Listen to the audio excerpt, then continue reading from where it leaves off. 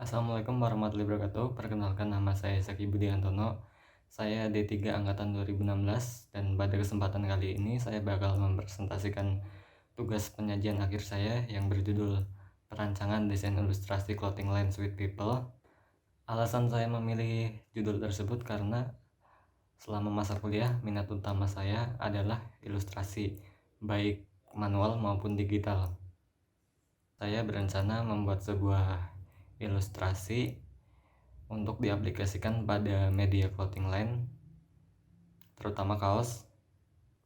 Berangkat dari ide atau konsep yang saya dapat dari judul lagu atau lirik-lirik band metal yang saya visualkan menjadi sebuah ilustrasi.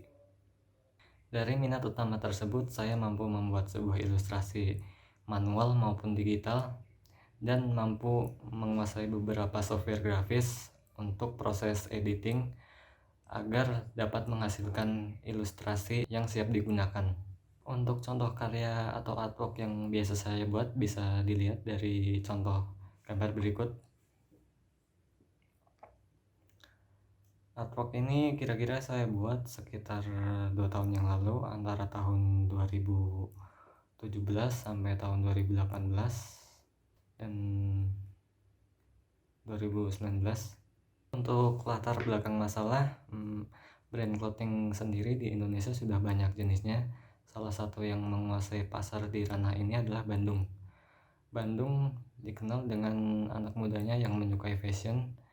Maka dari itu anak-anak Bandung banyak sekali yang ngebuat brand atau clothing. Bahkan beberapa dari mereka sudah mampu memasarkan produknya hingga ke mancanegara. Tak heran Bandung dikenal dengan sebutan Paris Van Java dikarenakan banyaknya brand atau clothing yang berasal dari kota tersebut. Untuk itu saya ingin membuat sebuah ilustrasi dengan tema atau konsep yang mengambil dari lagu atau lirik-lirik band metal untuk diaplikasikan pada media clothing line saya sendiri, yaitu Sweet People. Hal tersebut bertujuan untuk mengembangkan bisnis clothing line di Indonesia, khususnya di kota Cilacap. Di kota saya sendiri di Cilacap belum banyak brand atau clothing yang mengangkat tema ilustrasi tersebut. Untuk data objeknya sendiri, Sweet People adalah brand atau merek pakaian yang didirikan pada tahun 2013, di mana saya sendiri yang menjabat sebagai owner brand tersebut.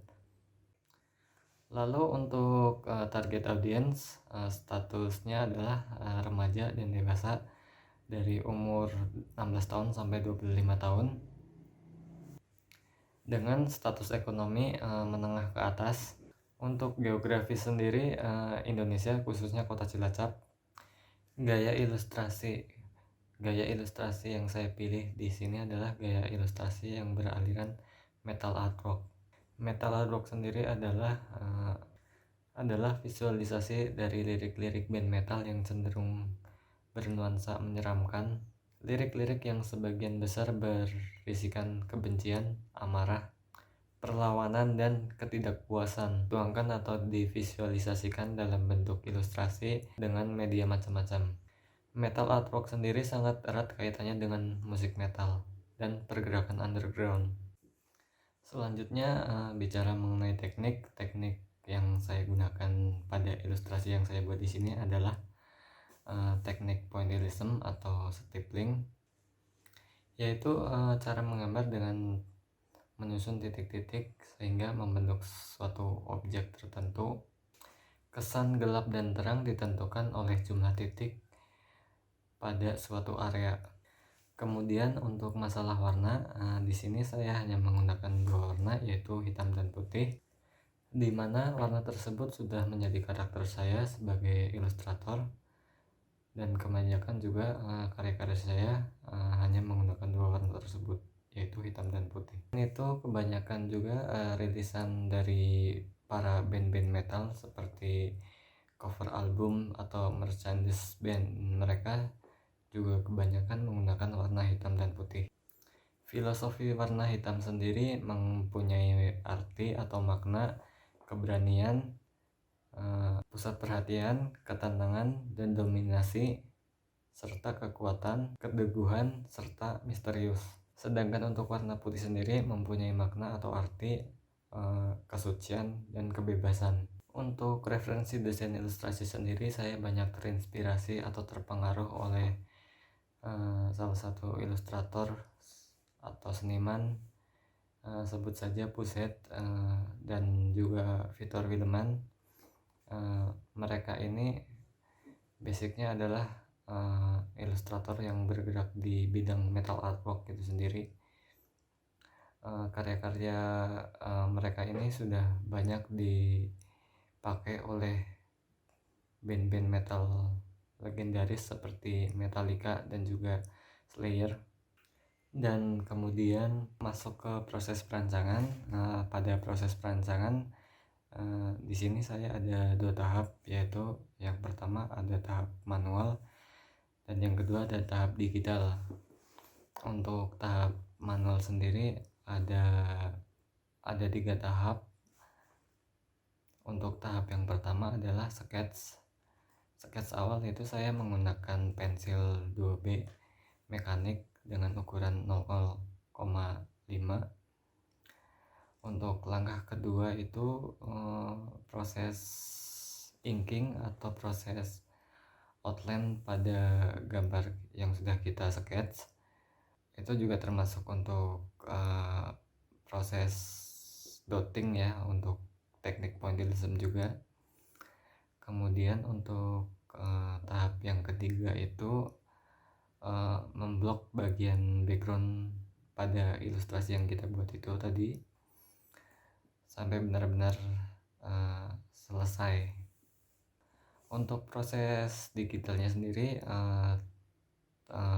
langkah pertama yaitu men-scan gambar kita yang udah jadi, kemudian masuk ke software Photoshop untuk diedit hingga final design.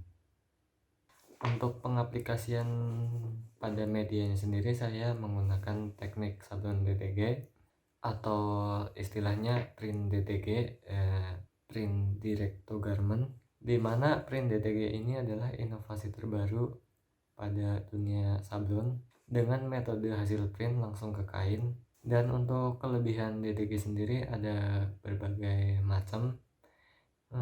Yang pertama adalah DTG tidak perlu membuat film seperti sablon manual, dan yang kedua pengoperasiannya yang sangat simpel, hanya menggunakan komputer. Untuk yang ketiga hasil cetak yang tajam dan merata dan dengan resolusi tinggi. Kemudian yang keempat, sablon DTG halus dan dapat menyerap ke bahan kaos sehingga awet ketika dicuci berkali-kali. Dan yang kelima adalah sablon DTG prosesnya menghemat waktu dan biaya. Itu alasan saya kenapa saya memilih teknik sablon DTG untuk pengaplikasian pada media kaos.